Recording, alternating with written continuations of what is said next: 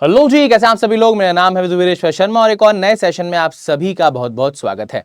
RRB PO prelims का exam आपके complete हो चुके हैं, सारी की सारी शिफ्ट हो चुकी हैं। अब शिफ्ट्स खत्म होने के बाद स्टूडेंट्स का सबसे बड़ा सवाल होता है कि सर एक्सपेक्टेड कट ऑफ क्या होगा, सर सेफ स्कोर क्या होगा, सर आप हमें एक नंबर बता दीजिए ताकि हम मेंटली प्रिपेयर हो जाएं, मेंस के लिए तैयार होना है या नहीं होना। ठीक है, अब देखो भाई, कट ऑफ वगैरह तो प्रिडिक्ट करना इज वेरी डिफिकल्ट है ना। कोई भी एग्जैक्ट कट ऑफ प्रिडिक्ट करके आपको नहीं बता सकता, कोई आपको सेफ अटेम्प्ट भी नहीं बता सकता है ना, क्योंकि जैसी बात आपकी स्टेट वाइज जाती है ना तो बहुत सारे वेरिएबल्स यहाँ पे आ जाते हैं और expected cut off safe attempt बताना इज वेरी मुश्किल। ठीक है, ओके।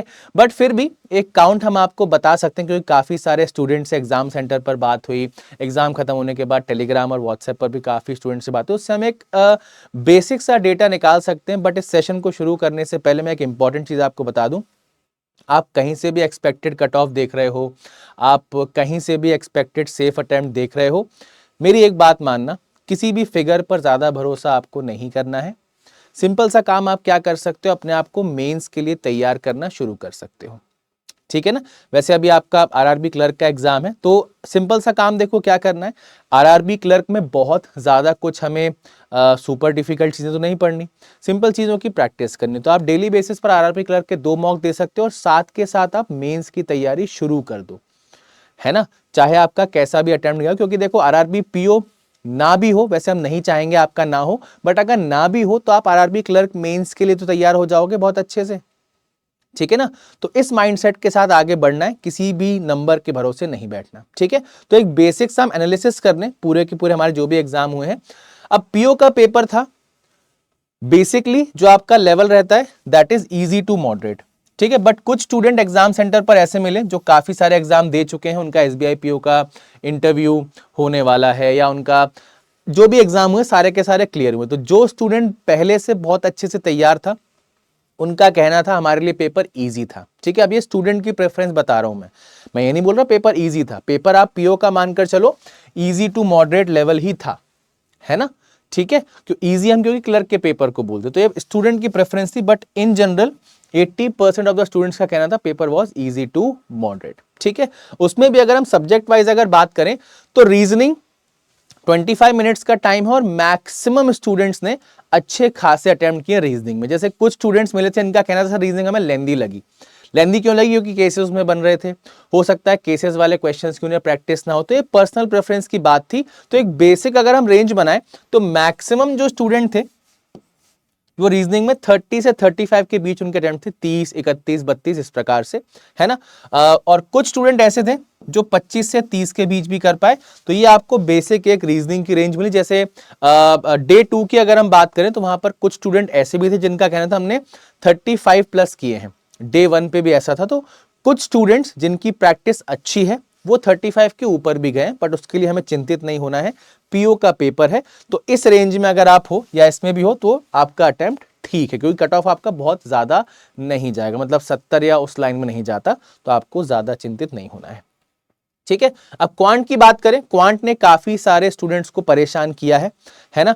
जो स्टूडेंट्स अच्छे तैयारी किए हुए, तो नहीं बोला थोड़ा सा लेंदी क्वेश्चन आए थे, आपके डीआई वगैरह में थोड़ा सा फंसाया गया कुछ शिफ्ट में अर्थमेटिक ऐसा आ गया, है ना। कुछ शिफ्ट में सिंप्लीफिकेशन था ही नहीं, तो क्वांट में थोड़ा सा परेशान करने की कोशिश की। और दूसरा, क्वांट में यार हम परेशान होते भी हैं क्योंकि 20 मिनट का टाइम बस मिल रहा है, तो एक टाइम का भी प्रेशर रहता है। तो इसलिए हमने आपको स्टार्टिंग में भी ये बोला है, रीजनिंग में आप जितना मैक्सिमाइज कर सकते हैं उतना मैक्सिमाइज कीजिए, बाकी ताकि क्वांट में अगर आपके अटेम्प्ट्स कम भी रहे तो बैलेंस हो जाए। ठीक है, क्वांट में मेजॉरिटी ऑफ स्टूडेंट जो मिले उनके 20 से 25 के बीच अटेम्प्ट्स रहे, है ना, क्योंकि लेंदी था, टाइम का दिक्कत था। कुछ स्टूडेंट ऐसे थे सर हमारी क्वांट वीक है, तो ये भी वहां पर बात सामने आई। तो बेसिक 20 से 25, बाकी 25 से 30 के बीच भी कुछ स्टूडेंट्स हमें देखने को मिले।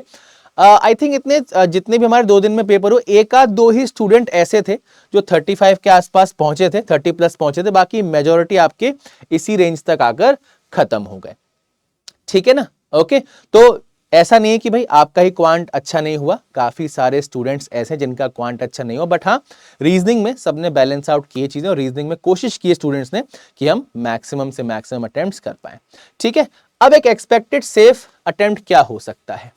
ठीक है। लास्ट ईयर के डेटा की अगर हम बात करें या फिर हम ओवरऑल सारी की सारी शिफ्ट का एक एवरेज लें तो देखो डिफिकल्टी लेवल में थोड़ा सा अंतर तो था और पीओ में हमें ये देखने को मिलता ही है। तो आप सबका जो सच्चा साथी है, अब मैं सच्चा साथी क्यों बोल रहा हूं, क्योंकि ये कभी साथ नहीं छोड़ता, ठीक है। चाहे आप कोई भी एग्जाम दो वहां पर ये व्यक्ति आपको जरूर देखने को मिलते हैं, नॉर्मलाइजेशन भैया। तो ये यहां पर गेम में आ जाएंगे और कट ऑफ्स में आपको कहीं ना कहीं चेंजेस देखने को मिल जाएंगे। अभी आपके सामने काफी सारे वीडियोस आ गए होंगे जो आपको स्टेट वाइज डेटा दे रहे होंगे, वैकेंसीज को कंपेयर करके, लास्ट ईयर के कट ऑफ को कंपेयर करके, बहुत सारी चीजें आपके पास आ रही होंगी। दूसरा एक बार क्या होता है, एनालिसिस देख के भी थोड़ा हमें लगता है इसने इतने ज्यादा कर दिए, हमने इतने कम किए। तो इन सारे फैक्टर्स से परेशान होने की बजाय अगर आप आपके हाथ में जो चीज है उस पर अगर फोकस करोगे, दैट इज योर प्रिपरेशन, तो आपको ज्यादा फायदा होगा, ठीक है। बट एक बेसिक देखो सबको रहता है कि सर कुछ तो बता दो। तो 46 से 55 के बीच अगर आपके अटेम्प्ट्स हैं तो आप बहुत अच्छी कंडीशन में। अब मैं ये नहीं बोल रहा जिनके इससे कम है कि भैया 45 है या 40 से 45 के बीच में आप बेकार कंडीशन में हो, नहीं, आप भी अच्छी कंडीशन में हो, ठीक है ना, आपने अटेम्प्ट किया है, ठीक है। बट एक बहुत बिल्कुल ऐसा कि भैया चलो ठीक है, निश्चिंत होकर आप बैठ सकते हो। इसमें भी ये नहीं कि सर हमने 46 किए हैं, 55 किए तो हमारा हो ही जाएगा। एक्यूरेसी का तो आपको नहीं पता ना, है ना, या फिर आपकी शिफ्ट बाकी शिफ्ट के कंपैरिजन में आसान थी तो आप अटेम्प्ट इतने करके आए हो लेकिन आपका स्कोर कम हो गया, ठीक है। या फिर ऐसा भी हो सकता है आपने इससे कम अटेम्प्ट्स किए हैं बट आपकी शिफ्ट को डिफिकल्ट शिफ्ट माना गया तो आपके अटेम्प्ट्स बढ़ भी गए, ठीक है ना। तो बेसिक दिमाग में पिक्चर क्लियर होनी चाहिए कि हमारा जो फोकस है वो मेंस की प्रिपरेशन रहना चाहिए, ठीक है। मेंस की तैयारी स्टार्ट कर देनी है। आरआरबी क्लर्क के लिए क्या आप कुछ कर सकते हैं अगले बचे हुए दिनों में, उसके लिए मैं आपके लिए एक सेशन लेके आ जाऊंगा। बट अभी के लिए दिमाग में बहुत सिंपल सी चीज भैया आप लोग रखो, मेंस की तैयारी आपको बहुत अच्छे से करनी है और आप आरआरबी पीओ और क्लर्क के मेंस की तैयारी बहुत अच्छे से अगर आप करना चाहते तो आप सभी के लिए हमने एक स्पेसिफिक मेंस का बैच स्टार्ट किया है। बैच का नाम है मिशन मेंस। आप पीडब्ल्यू ऐप या वेबसाइट पे सर्च करेंगे तो आपको मिल जाएगा। मिशन मेंस के बैच में सिर्फ मेंस की बातचीत होगी, कोई बेसिक नहीं, कोई कुछ नहीं, कोई फालतू की बातचीत नहीं, सिर्फ मेंस की बातचीत होगी। और आरआरबी पीओ क्लर्क मेंस में कैसे सवाल आपको देखने को मिल सकते हैं उसकी यहां पर बातचीत होगी, ठीक है भाई।